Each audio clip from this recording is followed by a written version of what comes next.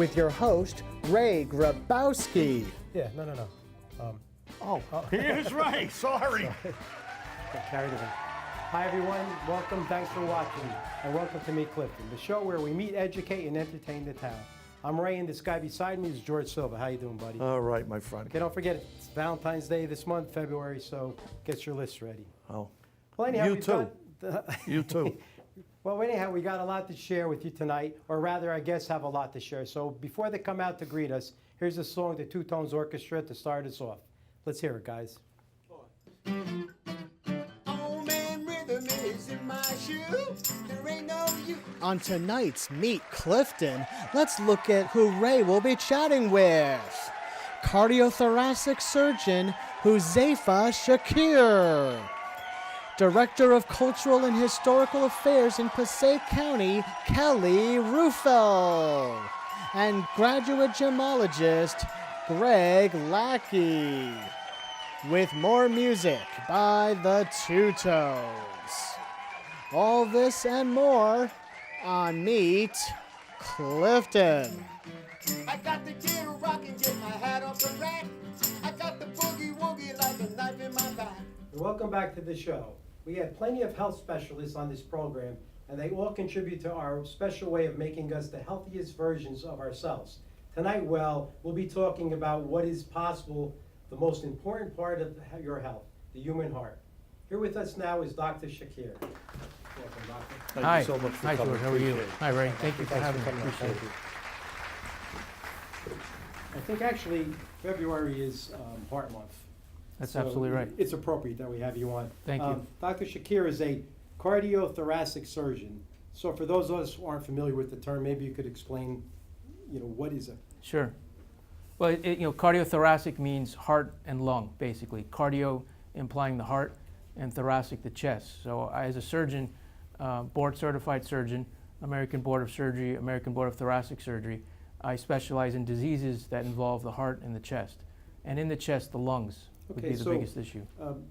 Someone gets sick, what are the reasons they would come to you specifically? I get patients referred to me by a number of different other physicians, my colleagues. And it's cardiologists, pulmonologists, other physicians that do tests on their patients in the offices, in the hospital, and then find that they need a specialized surgeon to help them out and fix the patient. Okay. Now, I think I want everyone to understand that the doctor here is a surgeon. So in the scope of things, you would actually perform open heart surgery. Correct. Someone would come with you, their arteries are occluded, and this is what you do. Correct. But would they have to be referred from another doctor, or could someone come, can they be your patient, that Right. type of thing? That's a good question. So, typically patients are worked up by other physicians that have heart disease, for example. A patient with heart disease is worked up by a physician like a cardiologist who does an angiogram, for example, X-ray or CAT scan to find that this patient has heart disease or, for example, lung cancer or lung mass. Right. And then the specialists, these medical specialists, then refer the patients to a surgeon to say the next step or the next best treatment for this patient would be a surgery. Patients usually find me by once they have the diagnosis, and they're usually looking around for doctors in their area, for example, or doctors that have excellent results, or doctors that are in their insurance plans, for example. Right, which is important. Absolutely. So now we ascertain that I need a quadruple bypass, okay? Right. And now I'm going to come to you. We're going to set a time and a date. So how does someone prepare for this? I think a lot of it is mental preparation first, having the right attitude, being optimistic, and expecting a good outcome. I think that's the most important thing. A lot of people get really down about the fact that they're going to be laid up in a hospital, and they think about so many things that they could have done and should have done, but I think at this point they should look at it as a godsend. It's really a chance to get a fresh start, a new beginning, and live a healthy life. So I think the most important thing is a mental preparation, but also planning, maybe estate planning, Right. advance directive, things like that, because at the end of the day, this is a major surgery, and your relatives are depending on you, your close family, and you want to make sure financially everything is all in Right. place so that you can weather being out of work, for example, for a few weeks. Right, I assume that the healing time is important. Right. I would think if I came to you and I had 90% blockage in 4 arteries, Right. and now they're all clear, I would probably have a better life after this. I would have to assume if everything's running perfectly, I would live a better Right. quality of life. Well, the thing to understand about bypass surgery per se is we're not cleaning the arteries. So, unlike a cardiologist that's actually going in and putting in a stent and sort of doing a rotablator or a rotor-rooter to your arteries, he's actually cleaning the arteries. But in cases where the stent can't be placed or it's too dangerous to place a stent because the curves of the vessels, then we need to do bypass surgery. And bypass surgery doesn't touch the blockages. It builds new bypass grafts around the blockages. So in a sense, you're getting additional blood flow, but a diagnosis of heart disease or coronary artery disease is what we call it, and as a result of high cholesterol or high blood pressure, it's still a diagnosis, and you still have to take care of your heart and your body. Okay, I want to get out to one other thing, but just really quickly, avoiding this, because no one wants to have this. Are there ways we can possibly circumvent this problem? Right. We could reduce or prevent. We can't eliminate completely. And part of that reason why we can't eliminate it is it's in the genes. Okay. So it's passed down from our parents and other generations. It's in our environment, things that we can't change. If we go to work, we're exposed to smoke at work, cigarette smoke or smoke from a bus, for example. Type of work we do. Patients with lung cancer, for example, when they were early, and they were younger in their years, they were working in shipyards or, in a mechanic shop, and they were exposed to brake pads or asbestos, things like that. And they had to make a living. They were working in factories, and now all of a sudden, when they're older, they're getting cough, for example, and they're diagnosed with lung cancer, for example. So there's certain things that we can't control, but we can, to answer your question, reduce our stress levels, eat healthy, eat a heart-healthy diet, for example, get enough sleep and rest, and get frequent checkups. Yeah, prevention. Apple a day keeps the doctor away. Absolutely. So let's touch on lung just a little bit, because you also do, I guess, lung cancer procedures? Right. And how does this all come about? Like, coming to you too, like they're in comfort Right. but lung, that's a whole Right. different procedure, right? So heart and lung is connected in the body. Okay. So the heart supplies blood to the lungs for oxygen, and it comes back to the heart to get pumped out to the rest of the body as a nutrient, basically. But the lungs can get cancer as a result of, again, genetics, a result of the environment, and a result of things that we do to ourselves, for example, like smoking. So where I come in, I'm involved in offering an opinion to a lung specialist or an oncologist, a cancer specialist, and they see patients diagnosed with these lesions or masses or fluid in the lungs, and then I'm asked to take out the fluid or these lesions, for example, and try and help them. The good thing about having Dr. Shakir on is that in our community, St. Mary's Hospital Right. is right here. It's accessible to everyone, and I know you work out of this hospital. Right. Just give me a little information on St. Mary's and Right. why you think it's Right. the place to be. St. Mary's is one of the first hospitals in the area to do open heart surgery, and we've received excellent ratings from the state over the last few years. In particular, it's right here in the community, as you mentioned. Right. And I think the biggest advantage to that for a patient and their family is it's less traumatic for having them to go any farther away. It's something they can recover better, being closer to their doctors and continue that follow-up care. And it's a service that's a life-saving service that's right here, minutes in the community, and they need not travel far away for this very complex procedure. And I think it's important because time is of the essence. Right. So you want to get to a hospital that you trust, and St. Mary's does have a great reputation. Right. And it's in the community. Absolutely. People in Clifton should realize that this service is right here. Right. We might as well utilize it because I know we have great doctor. Obviously, Absolutely. you're there, and that's a good thing. So I think that's important to know. Appreciate it. And I have one crazy question here, but it's about hearts. Yeah. Is it true a broken heart can actually break your heart? We get asked that a lot, and the heart is frequently in so many in culture and religion, it's the seat of emotion and passion and so forth. And I think what they're really trying to say is, stress is really something that can weigh us down in so many different ways. And the bad things that happen as a result of stress, for example, lack of sleep, not eating right, substance abuse, all of these things can ultimately lead us to a path of heart disease. But certainly there are even more abrupt situations where somebody is so overcome with grief, for example, that something can happen, something catastrophic. But it's not something we see every day, but it's certainly, it's connected. It's the body, and it reaches out to us in different ways. Okay, and I just have a question on my own. Sure. Stress or nutrition, are they equally dangerous? Or, I know you hear a lot of things about cancer and stress. Right. I believe this. Right. Is there one is more, should we avoid this more, or are they equally? I think they all play a part in our lives and our bodies, I would have to say. I wouldn't be able to tell you which is more or less important. Right. But I think diet is a form of stress if we're eating a bad diet.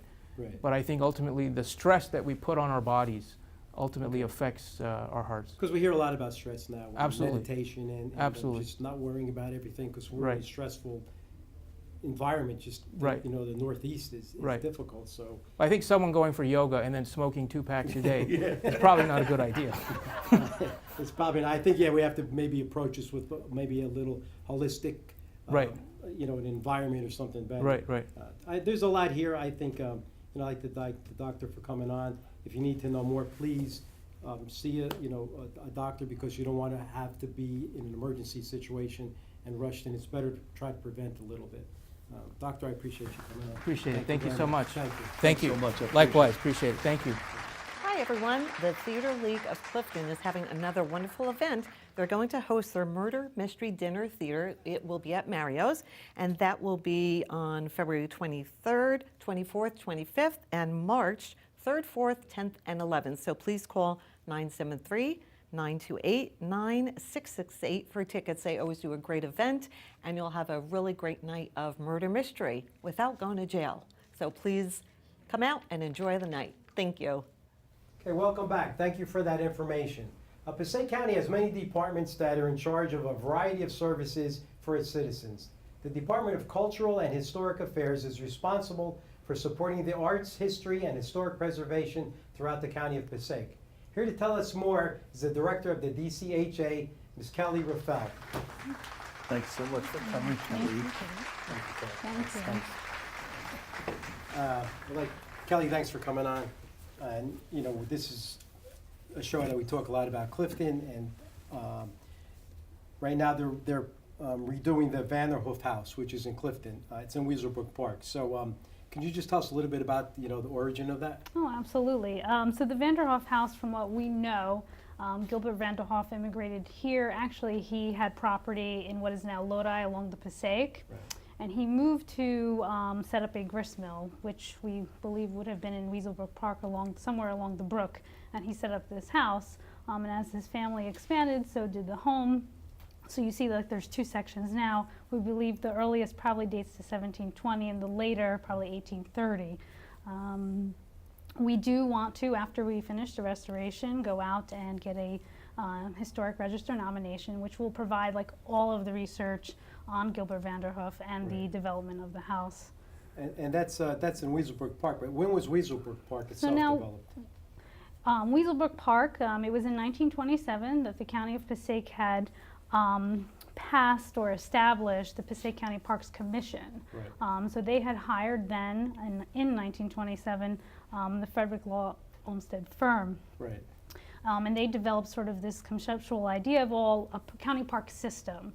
So Weaselbrook Park was part of that plan, but the park wasn't finished, or the county didn't start acquiring parcels until the early 1930s. Right. And the park was finished and opened in 1937. Right. So what renovations are being made now on the park? Let's start with the park. So the park, Weaselbrook Park, is in phase 2 restoration plans. Okay. So hopefully this summer you'll see all the original walkways will be redone. Right. We'll be lighting the park along the paths, and there will be some, or I think there's plans for a garden. We're going to do a garden which will be near the Vanderhoof House, which will be operated and run by City Green. Right. And now the house itself.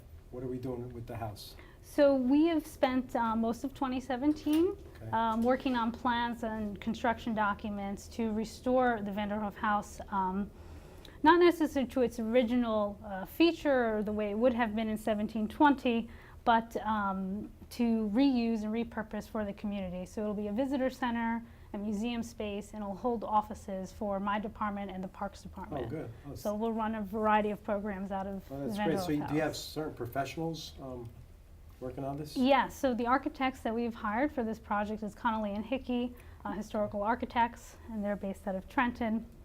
And then we hired Deltec, who is running the construction. Now, they have worked on other projects for you in the county? So this is the first time that we're working with Connolly and Hickey.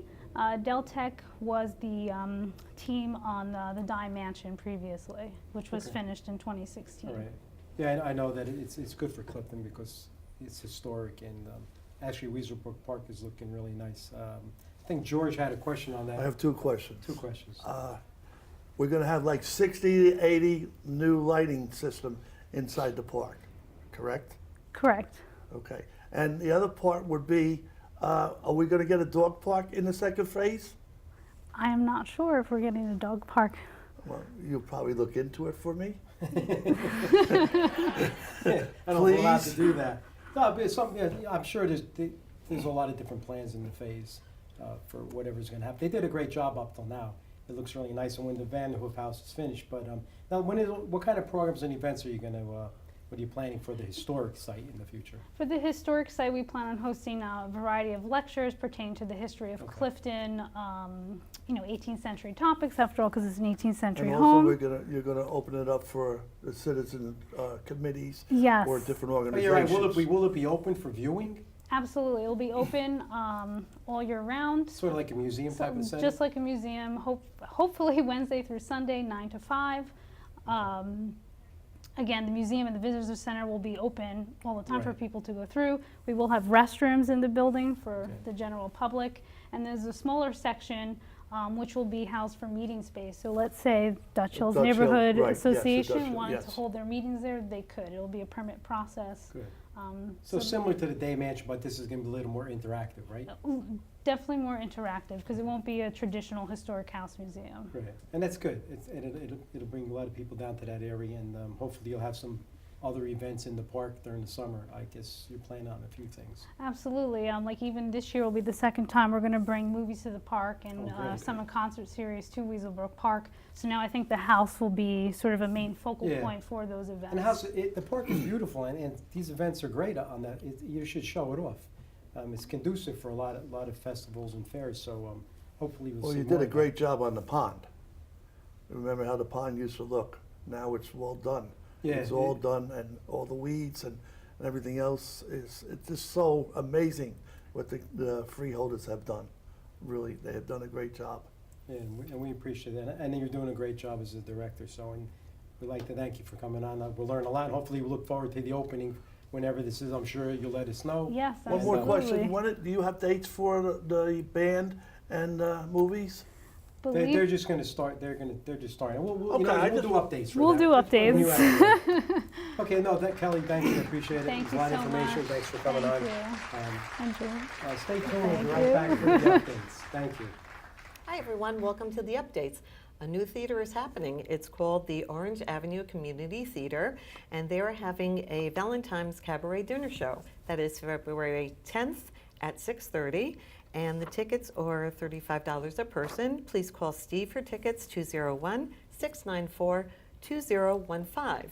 And the Boys and Girls Club will be having their casino night. It's called A Night in Paris. That will be March 16th. Tickets are $75, but it includes a buffet and unlimited beer, wine, and soda. So please test your luck at the Boys and Girls Club in March. Hi everyone, the Clifton Recreation Department will be having a safety rally on Saturday, February 10th from 8:30 a.m. to 4 o'clock p.m. It will be conducted at the Community Recreation Center at 1232 Main Avenue.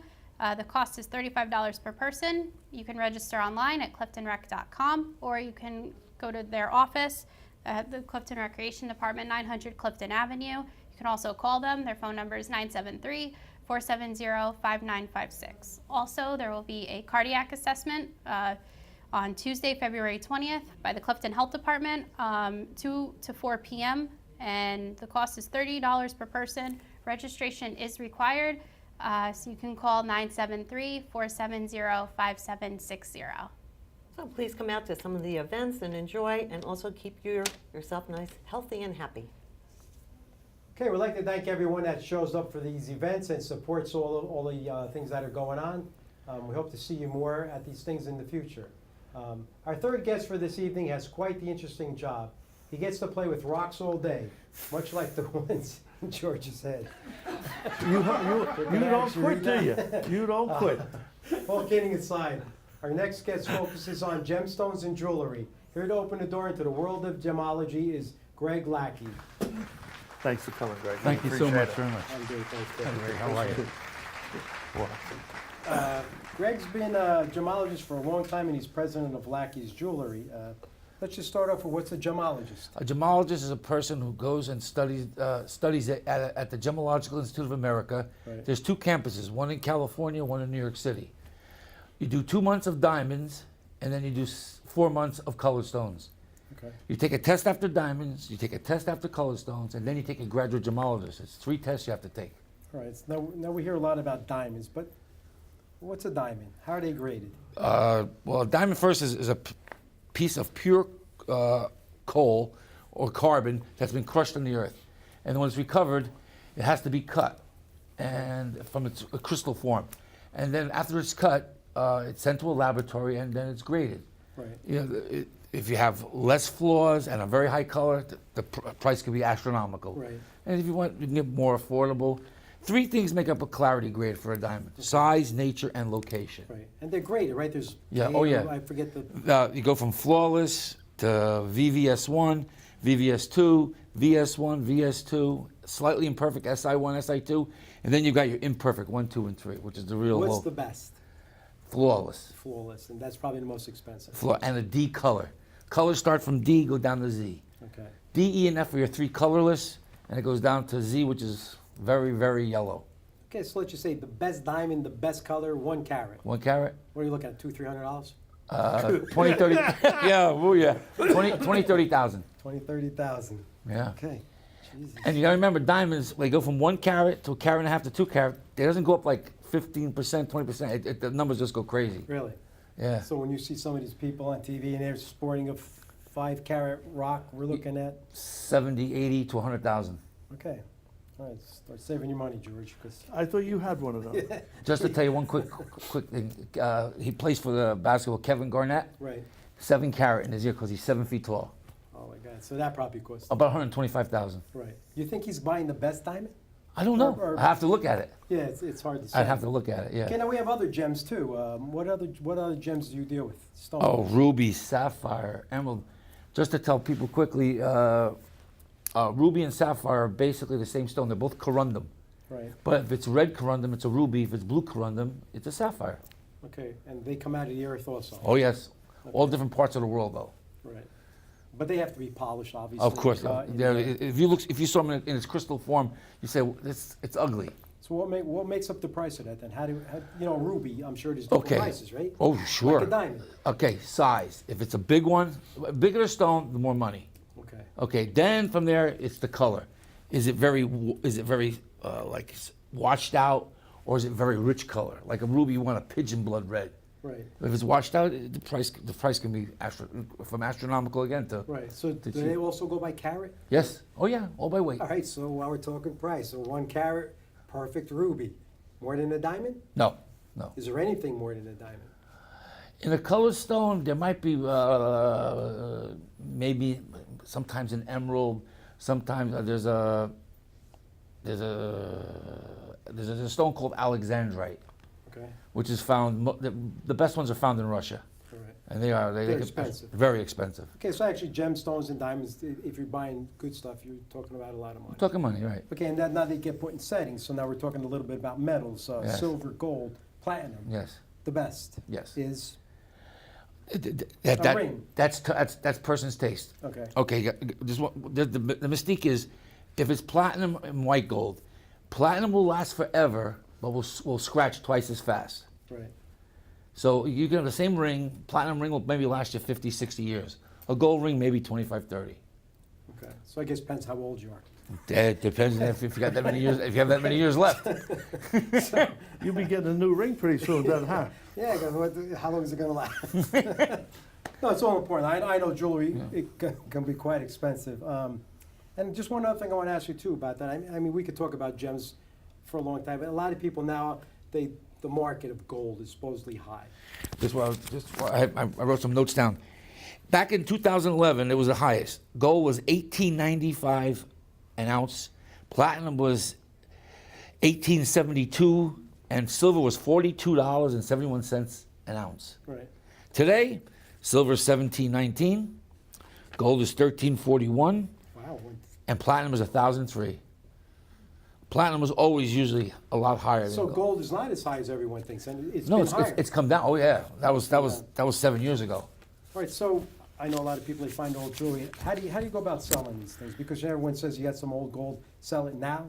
Well, Or from what they paid back then, if it was like 50, 60 years ago, gold was $40 an ounce, $60 an ounce. Wow. Now, you'll be making money. yeah, so But shop it around, check. yeah, so check how do you? I want to. So how do I go about selling it? You come into a store, they acid test it, Right. and then they weigh it. Okay. Now, But you got to check too. If it's an antique, very important piece made by an important jeweler, Right. then it's an antique piece. It's worth a lot more money. in from one person to the next, the prices vary. Oh yeah. Oh, Oh yeah. So there's no it's $18.95 an ounce. No, and I have an ounce. You're not. You got to remember, all right, $1,300 an ounce that's pure gold. Right. Now most 14 karat is 58%, so cut the price in half. 18 karat is 75% pure. Okay. Okay. So it's So you're not getting the only thing that's pure are ingots or bars. okay. So let me just add: is now a good time to sell your old jewelry? I would say so. Yeah. Why not? Because we don't know where the market's going. If it's right. If it's just sitting there, So people at home, if you're interested in gems or gold, I mean, now's the time to maybe not buy, but to sell. It's always a good. It's Or always come in and like I'm also like I said, I'm a gemologist. I do a lot of appraisal work. okay. Come in. I'll Get appraisals. get appraisals, or just to come in and see if it's worth to get appraised. Right. Because some people have things they don't know what they have, Yeah, that's true. and things are worth a few $1,000s. Right. So it's wise to have it checked out. Yeah. Greg, I appreciate the information. Thanks for coming on. You're welcome, It Ray. was a Thank pleasure. you. Thank you. Stay tuned. We'll be right back.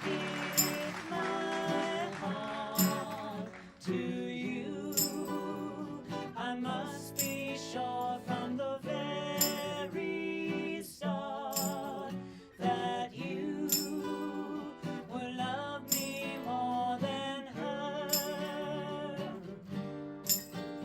If I trust in you, oh please don't run and Thanks again. Another episode of Meet Clifton is over, but we've got plenty more coming to you in 2018.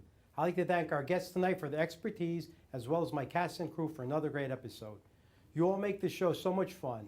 From all of us to you, remember to be good to your friends and family, respect your neighbors, keep Clifton close to your heart. This is a great city. Thank you, God bless, and good night.